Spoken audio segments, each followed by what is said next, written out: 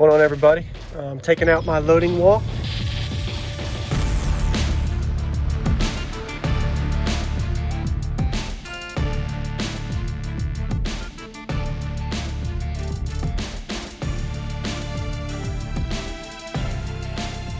And see for some other see for some other opportunity on my loading wall and how I can improve output. So I know for sure that there's going to be some benefit to this, but it's also going to be a struggle to get through my head on what I'm going to do to make this work. So in summary, the reason I'm doing this is to be able to identify if I can add or remove airspace in my enclosure and add a loading wall from start to finish to see how my output changes. So for me to be able to do this, I actually have to start with no loading wall and slowly add to my loading wall until I stop gaining. So for me to be able to do that, I can't have a block here. So we'll see what happens with this. Worst case scenario, I can always just put my loading wall back in. But for what I'm going to be doing, it's going to be literally starting from the end over. And we'll see how this goes. Definitely looks ugly right now. Got a lot of tape to remove and screws still.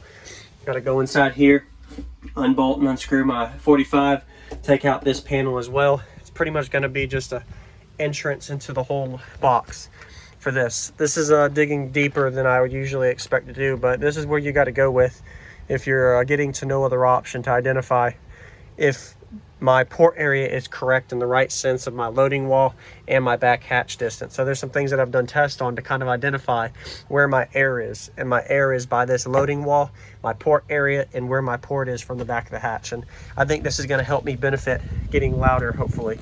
Worst case scenario, like I said, though, I'll be able to actually put this back in if I need. But for the next couple of videos, trial and error, you'll see it's going to be focusing on this. So it should be a fun little project for me.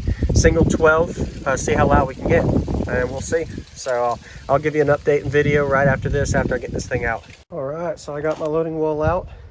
So if anybody doesn't know what the term loading wall is, a loading wall is normally an area that you're able to remove and add to. And it's an area, kind of like a panel, that you're able to go in if you needed to go adjust something, or just in a sense where your port is for your enclosure. So that's how it looks without my loading wall in here. My next step is to get rid of this panel here. So this block here is probably about a 1/10 of a cube that I'll be taking out of the enclosure. I'm gonna keep my 45 here for when I fine tune my enclosure. I don't know if I'm gonna bring this out or not to extend my depth, where I make my port area or my ported section a little bit larger. Not sure what I'm going to do with that yet, but that's where I'm at right now with this. I think this is going to be a rough decision, but after I'm done with it and I fine tune it, it's going to be a nice benefit for the output that I get out of it. So, but we shall see with that, so stay tuned. But that's a build update today. I went ahead and removed my loading wall, and I'm going to go ahead and work on taking out the rest. So stay tuned. All right, so baffle update. I trimmed off the side. Pretty much went at 4.5 inches on both ends of this. So that took out from here over. So I literally took out about 7 inches, 6-7 inches of depth of my loading wall for my official mount. Moved over my whole plexiglass view over. It's a little dirty, but I can still be able to see the subwoofer from the outside. I also removed this wood panel here so it looks ugly, so I don't have this 1/10 of wood here. And then I also took 0.08, almost a 1/10 of 45 out in that corner. Went ahead and took that out as well, because that's part of the loading wall distance. I think that might actually help me gain. I can always add the 45 back, but we'll find out later. So that's the 45 I took out. I'm not going to mess with these two 45s for now. I could maybe take them out in the future to test, but for right now I'm going to keep those in. And now I have my loading wall officially way bigger than needed, but I'm able to dial it in a little bit wider than I was before. So before, my restriction was right here, where I couldn't go more than about 9 inches of width. Now I can go all the way over, which is right at, it looks ugly, but hey, concept what matters. So I could go all the way to about 18 inches.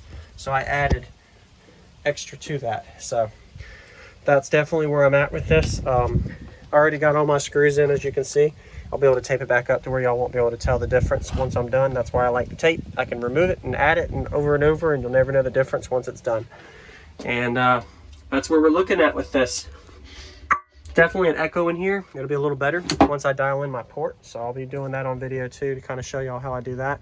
Most likely it's going to be a concept with a lot of 2x4s to dial it in, as I always do, and then add a 45 at the end. So we'll see how that goes. no telling where the results will be.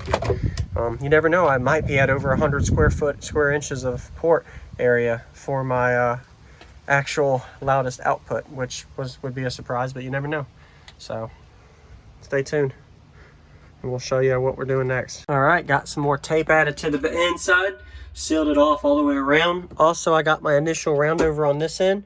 Before, I kind of couldn't do that because I was already constrained here with that as well. So now I'm actually got about 10 screws holding this round over in. I'm going to finish taping over this. But now I'm able to build up from this end with a round over on this end.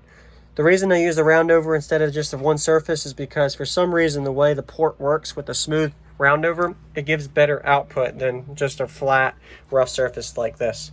So having a point to where I can build from here instead of before where I was right here. So I went from, explain it visually, I can kind of show you.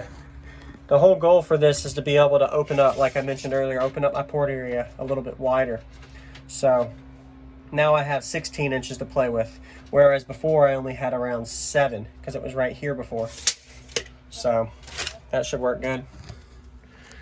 Another thing I have to consider with this is depth. So I used to have a longer depth here. It went back about 4 inches. Now it's only going to go back about 2.5 inches max. So it's something else I'll have to tweak and work on for that. But we'll see how that goes. And yep, next video, stay tuned. I'll be doing some port build video updates showing you how I dial in my port.